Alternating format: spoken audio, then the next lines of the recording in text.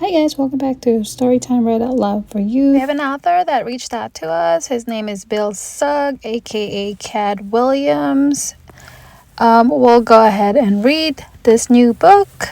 Today's story is Gibble the Goblin Has a Problem by Cad E Wampus. Copyright by Bill Sugg III and book designed by Ann Payton Sugg. Let's get started. To Chewy Hey Mew, the first child to read this book, or rather have it read to them. Gibble the Goblin had a problem. He didn't know how to talk. He could squeak, he could squawk, he could even balk, but he didn't know how to talk. One day, while walking in the Valley of Vay, he saw a boy with a toy and he wanted to play. But this poor little goblin did not know what to say. So all that came out was, Blickety blockety play! Yikes! poor little Gibble. Next, he walked along the river bass. He saw a stone bridge and wanted to pass. But this poor little goblin did not know how to ask. So all that came out was, Blickety blockety pass! naughty little goblin. Later that night, in the mountain of might, he saw some food and wanted a bite. But this poor little goblin did not know what was right. So all that came out was, Blickety blockety play! hungry little Gibble. Hey! Our poor little goblin had a big problem. He couldn't get what he wanted and didn't know why.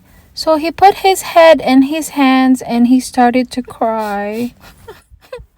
But then, who should whiz over, flying by in the sky? Why, a fabulous young wizard whose name was just Gizzard, and he could tell something was wrong.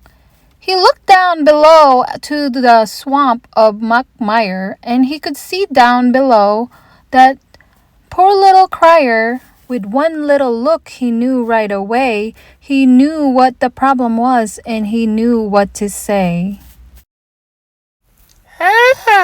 Trouble talking to people? Well, from what I have heard, it's really quite simple. You need only one word. 'Tis a magical word with a magical power, and it will open the world just like a flower.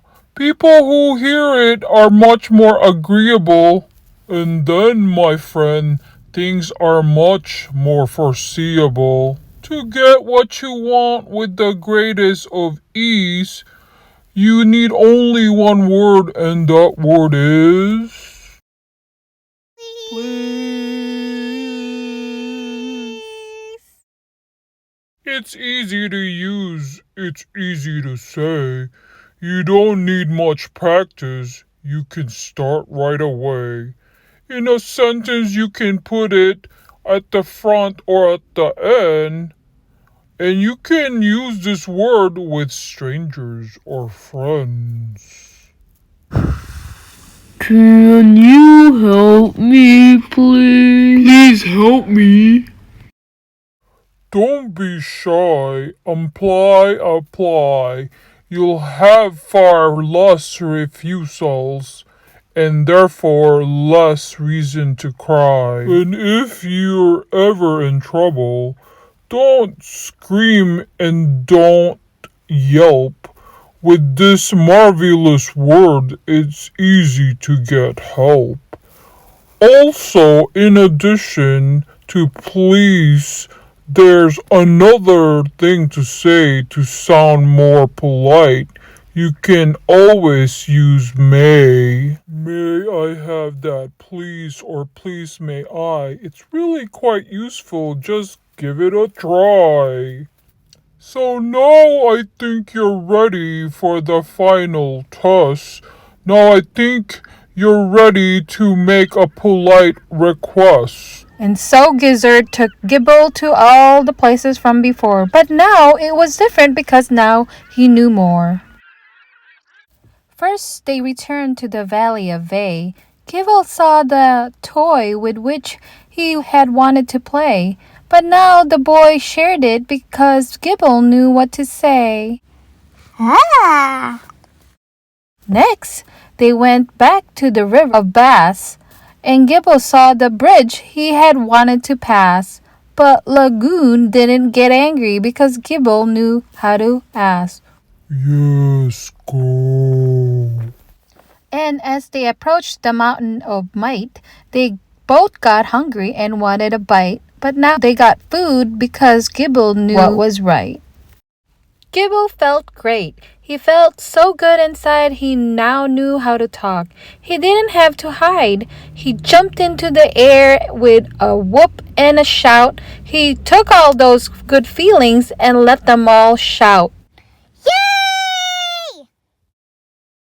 It had been a long and successful day, yet now it seemed that the wizard had something more to say.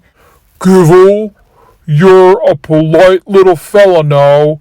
That's perfectly true, but once you get what you've asked for, there's something more to do, and that is, of course, to say a great big thank you.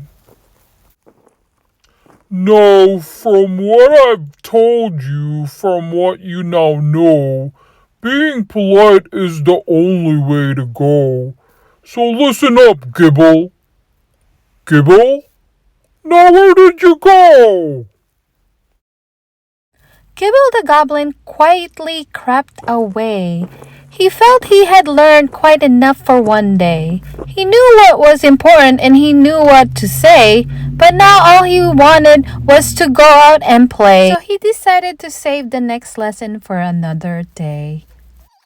The end. If you guys like this type of video, give it a like and subscribe. And also, don't forget to check out my other videos and playlists. If you would like a copy of this book, I will put his link from Amazon down below.